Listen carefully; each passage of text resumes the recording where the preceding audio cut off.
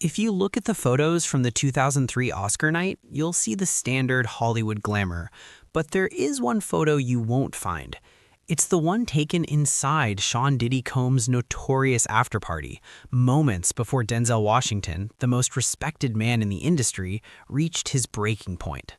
Word in the inner circles is that the night didn't end with champagne and laughter. It ended with a screaming match. Denzel, a man of quiet dignity, was reportedly heard shouting, "You don't respect anyone," at the mogul. But it wasn't just a clash of egos. Denzel and his wife, Pauletta, didn't just walk out. They fled. They had seen something in the private rooms, the rooms where the cameras aren't allowed and the NDAs are signed in blood. Denzel has been a changed man ever since. He transitioned from a typical A-lister to a devout man of faith, frequently quoting the Bible and warning younger actors about the devil that waits at the top of the mountain. Remember his warning to Will Smith after the infamous slap? At your highest moment, be careful. That's when the devil comes for you. Most saw it as fatherly advice. Those who know about the 2003 party saw it as a survival tactic. But to understand why the devil comes for you at your highest moment, you have to look at the trophy itself. The Academy calls it the Award of Merit.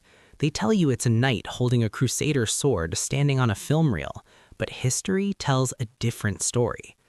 The man who designed it in 1928, Cedric Gibbons, wasn't just an art director. He was the architect of the Hollywood dream.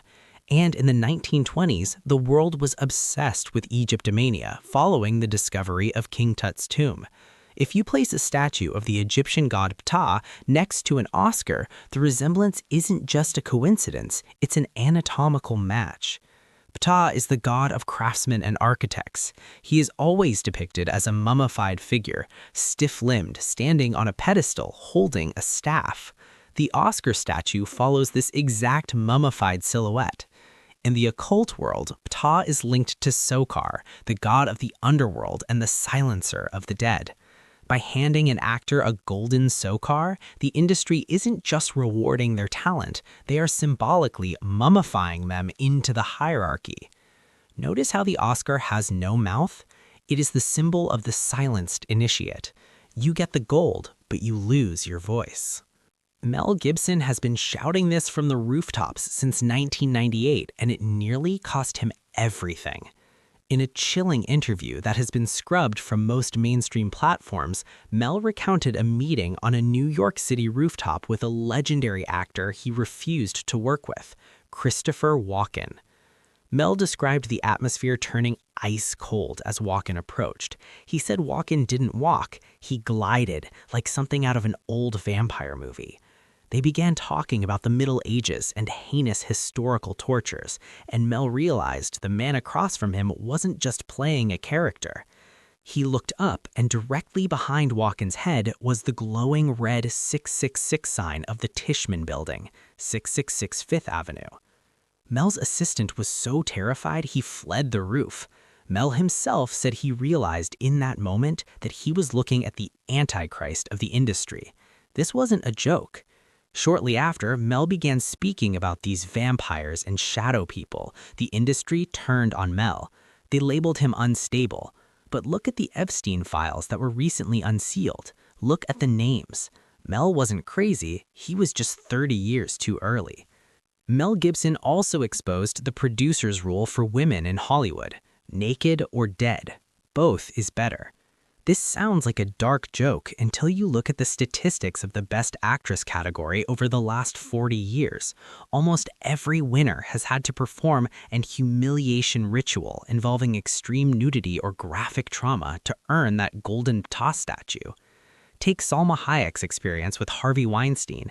She famously reveals that he forced her into a graphic, unnecessary scene in Frida, a film that went on to win 2 Oscars. It's a recurring theme.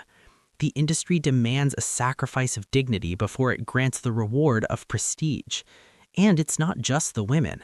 Look at Michael B. Jordan. Just weeks after he was subjected to a global humiliation moment involving racial slurs, he was front and center at the Oscars. Look at Will Smith. The moment he reached the pinnacle of his career, he was triggered into an act of violence that dismantled his legacy in seconds. As Denzel said, the devil comes when you're at the top. It's a system designed to build you up just so the fall is more nutritious for the public to consume. Now we get to the darkest part of the rabbit hole. For years, the theory of adrenochrome, a chemical harvested from the blood of the terrified, was dismissed as a basement conspiracy. Then came the Epstein documents. And an email chain involving Dr. David Agus, a high-level Hollywood physician who has appeared on stage with Oprah and Ashton Kutcher, the subject of young blood was explicitly discussed.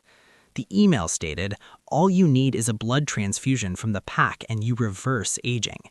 This isn't sci-fi. This is the parabiosis science that the elites are openly funding. When actress Roseanne Barr called the Hollywood elite vampires who drink the blood of the young, she was blacklisted.